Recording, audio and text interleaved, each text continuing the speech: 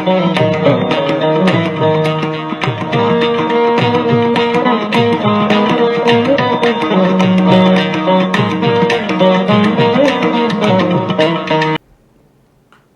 ಎಲ್ಲ ವಕೀಲ ಬಂಧು ಮಿತ್ರರಿಗೆ ನನ್ನ ನಮಸ್ಕಾರಗಳನ್ನು ತಿಳಿಸುತ್ತಾ,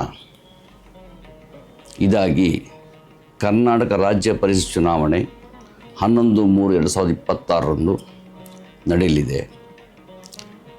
ನಾನು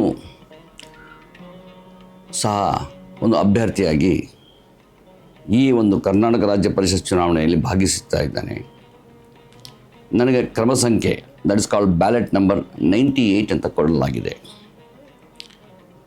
ಇದೊಂದು ಅವಕಾಶವನ್ನು ನಾನು ಸದುಪಯೋಗಗೊಂಡುಕೊಂಡು ತಮ್ಮಲ್ಲಿ ಕಳಕಳಿಗೆ ಮನವಿ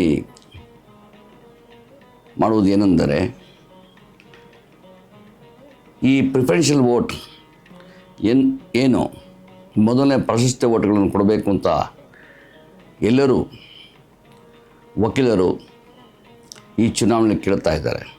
ಆದರೆ ಈ ಸಂದರ್ಭದಲ್ಲಿ ತಮ್ಮಲ್ಲಿ ನಾನು ಮನವಿ ಮಾಡಿಕೊಳ್ಳೋದು ಏನೆಂದರೆ, ಈ ಏನು ಪ್ರಿಫರೆನ್ಷಿಯಲ್ ವೋಟ್ಗಳನ್ನು ತಾವು ಕೊಡಬೇಕು ಅಂತ ನಿರ್ಧಾರ ಆವಾಗಲೇ ಮಾಡಿದ್ದಾರೋ, ತಮ್ಮ ಕ್ಷೇತ್ರದಲ್ಲಿ ಯಾರು ನಿಂತಿದ್ದಾರೋ ಅಭ್ಯರ್ಥಿಗಳನ್ನು ಅವ್ರಿಗೆ ಕೊಡಿ.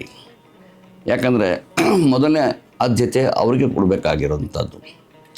ಇಲ್ಲಿ 25 ಜನ ಕಣಕ್ಕಿಳಿದ್ದಾರೆ. ಅದರಲ್ಲಿ 2 ರಿಸರ್ವೇಷನ್ ಆಗಿದೆ. ಅದರಲ್ಲಿ 23 ಸ್ಪರ್ಧಿಗಳಲ್ಲಿ 5 ವೋಟು ನಮ್ಮ ಸಹೋದರಿಗಳಿಗೆ ಅದು ರಿಸರ್ವ್ ಆಗಿದೆ. ಅದು ತಮಗೆಲ್ಲ ಗೊತ್ತಿರುವಂಥ ವಿಚಾರ. ಈ 18 ವೋಟ್ಗಳಲ್ಲಿ ಪುರುಷರಿಗೆ ಮೀಸಲಾಗಿದೆ. ಇದರಲ್ಲಿ ಯಾವುದಾದ್ರೂ ಒಂದು ವೋಟನ್ನು ತಮ್ಮಲ್ಲಿ ನಾನು ಕೊಡಿ ಅಂತ ನಾನು ರಿಕ್ವೆಸ್ಟ್ ಮಾಡ್ತಾಯಿದ್ದೀನಿ. ಇದರಲ್ಲಿ ಏನಪ್ಪ ಅಂದರೆ, ಈ ಒಂದು ಆಪರ್ಚುನಿಟಿಯಿಂದ ನನಗೆ ತಮ್ಮಲ್ಲಿ ಈವನ್ ಎಲೆಕ್ಷನ್ ಆದ್ರ ಮೇಲೂ ಕೂಡ ಬಂದು ಈ ಬ್ಯಾಂಕಿಂಗ್ ನಾಲೆಡ್ಜ್ ಬಗ್ಗೆ, ಡೆಟ್ ರಿಕವರಿ ಟ್ರಿಬ್ಯುನಲ್ ಬಗ್ಗೆ, ಡೆಟ್ ರಿಕವರಿ ಅಪಲೇಟ್ ಟ್ರಿಬ್ಯುನಲ್ ಬಗ್ಗೆ, ಈ ಬ್ಯಾಂಕಿಂಗ್ ಸಿಸ್ಟಮ್ ಏನಿದೆ ಅದ್ರ ಬಗ್ಗೆ ಸವಿಸ್ತಾರವಾಗಿ ಹೇಳಲು ಒಂದು ಅವಕಾಶವನ್ನು ಕೋರ್ತಾ ಇದ್ದೀನಿ. ಯಾಕಂದರೆ ಡೆಟ್ ರಿಕವರಿ ಟ್ರಿಬ್ಯುನಲ್ ಇದೊಂದೇ ಇರೋದು ಬೆಂಗಳೂರಿನಲ್ಲಿ, ಇಡೀ ಕರ್ನಾಟಕಕ್ಕೆ. ಅದರಿಂದ ಬೀದರು, ಗುಲ್ಬರ್ಗ, ರಾಯಚೂರು, ಕೊಳ್ಳೇಗಾಲ ಆಗಲಿ, ಕಾರವಾರ ಎಲ್ಲರೂ ಇಲ್ಲಿಗೆ ಬರಬೇಕಾಗತ್ತೆ. ಅದು ನನಗೆ ಕೊರಗ್ತಾ ಇದೆ. ಅದರಿಂದ ಈ ಬ್ಯಾಂಕಿಂಗ್ ನಾಲೆಡ್ಜನ್ನು ಶೇರ್ ಮಾಡಿಕೊಂಡು ಈಚ್ ಡಿಸ್ಟ್ರಿಕ್ಟು, ಈಚ್ ತಾಲೂಕ್ ಲೆವೆಲಲ್ಲಿ ಈ ರಿಕವರಿ ಪ್ರೊಸೀಡಿಂಗ್ಸಲ್ಲಿ ಮಾಡಬೇಕು ಅಂತ, instead of debt recovery tribunal ಬದ್ದು ಡೆಟ್ ರೆಸಲ್ಯೂಷನ್ ಸೆಂಟರ್ ಅಂತ ಮಾಡಿ ಅದನ್ನು ಎಷ್ಟೋ ಜನಕ್ಕೆ ಉಪಯೋಗ ಮಾಡಬೇಕು ಅಂತ ನನ್ನ ಒಂದು ಆಸೆ. ಅದಕ್ಕಾದರೂ ನನಗೊಂದು ಆಪರ್ಚುನಿಟಿ ತಾವು ಕೊಡಿ. ಅದಾಗ್ಯೂ ಕೂಡ ಆಫ್ಟರ್ ಎಲೆಕ್ಷನ್ ಆದರೂ ಕೂಡ ನಾನು ತಮ್ಮಲ್ಲಿ ಬರುತ್ತೇನೆ. ಒಂದು ವರ್ಕ್ಶಾಪ್ಗೆ ಒಂದು ಅವಕಾಶ ಕೊಡಿ. ಸೊ ಅದರಿಂದ ನಾನು ನಿಮಗೆಲ್ಲ ಒಂದು ಅವೇರ್ನೆಸ್ ಕ್ರಿಯೇಟ್ ಮಾಡಬೇಕು ಅಂತ ನನ್ನ ಒಂದು ಇಚ್ಛೆ. ಅದಕ್ಕೆ ಒಂದು ಅವಕಾಶ ಕೊಡಿ. ತದನಂತರ ನಾನು ಎಲೆಕ್ಷನಲ್ಲಿ ಗೆದ್ದರೆ ಕೆಲವೆಲ್ಲ ಸುಮಾರು ಮ್ಯಾನಿಫೆಸ್ಟೋಗಳು ಕೊಟ್ಟಿದ್ದಾರೆ. ಬಟ್ ನನ್ನ ಮ್ಯಾನಿಫೆಸ್ಟೋ ಏನಪ್ಪ ಅಂದರೆ, ಸೀನಿಯರ್ ಸಿಟಿಸನ್ ಯಾರು 60 ವರ್ಷ 70 ವರ್ಷ ಆಗಿದ್ದಾರೋ ಅವ್ರಿಗೆ ಏನೇನು ನಿಮಗೆ ರಿಲೀಫ್ ಕೊಡ್ತಾರೆ, ಏನು ಪ್ರೊಟೆಕ್ಷನ್ ಕೊಡ್ತಾ ಇದೆ ನಮ್ಮ ಬಾರ್ ಕೌನ್ಸಿಲು.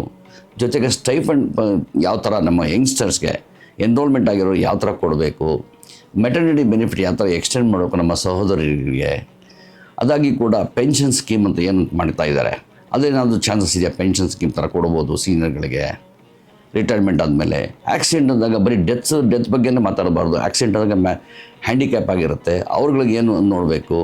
ಹೌಸಿಂಗ್ ಲೋನ್ಗಳ ಬಗ್ಗೆ ಯಾವ ಥರ ಸಬ್ಸಿಡಿ ಕೊಡ್ಬೋದು, ವೆಹಿಕಲ್ ಅಂದ್ಕೊಂಡ್ರೆ ವೆಹಿಕಲ್ ಯಾವ ಥರ ಸಬ್ಸಿಡಿ ಕೊಡಬೇಕು, ಟೋಲ್ ಫ್ರೀ ಹೇಗೆ ಮಾಡಬೇಕು. ಪೊಲೀಸ್ನವರು ದೌರ್ಜನ್ಯ ಅಂತ ಹೇಳ್ತೀವಿ, ಪೊಲೀಸ್ ದೌರ್ಜನ್ಯ ಹೇಗೆ ಆಗ್ತಾರೆ, ಅವ್ರದ್ದು ಸಹಕರಿಸಬೇಕು, ಡಿಸ್ಕಷನ್ ಮಾಡಬೇಕು, ಒಂದು ಅಂಡರ್ಸ್ಟ್ಯಾಂಡಿಂಗ್ ಬೇಕು, ಒಂದು ಲಾ ಆ್ಯಂಡ್ ಆರ್ಡರ್ ಮೇಂಟೈನ್ ಮಾಡಬೇಕಾದ್ರೆ ನಮ್ಮ ಜುಡಿಷಿಯಲ್ ಸಿಸ್ಟಮೇ. ಸೊ ಇದನ್ನೆಲ್ಲ ಈಗ ನಡೀತಾ ಇರೋದು ಒಂದು ಆಡಿಟ್ನಲ್ಲಿ ಒಂದು ಆಡಿಟ್ ಮಾಡಿ ಈ ಫಂಡ್ಸ್ ಪೊಸಿಷನ್ ಏನಿದೆ ನಮ್ಮ ಬಾರ್ ಕೌನ್ಸಿಲ್ನಲ್ಲಿ, ಅಲ್ಲಿ ಸುಮಾರು ಲ್ಯಾಬ್ಸ್ಗಳ ಕೊರತೆಗಳು ಇದ್ದರೆ ಅದನ್ನು ಯಾವ ಥರ ರಿಸಾಲ್ವ್ ಮಾಡಬೇಕು.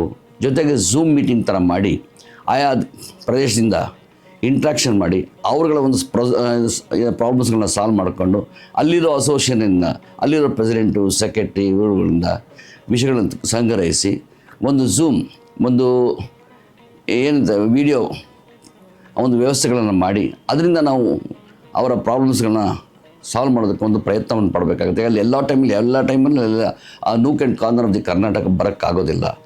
ಸೊ ಈ ಒಂದು ಮಾತನ್ನು ಹೇಳಿ once again I request to all my legal fraternity, kindly cast your valuable vote either preferential or any other vote, or it is up to your discretion, to your wisdom. Thank you very much.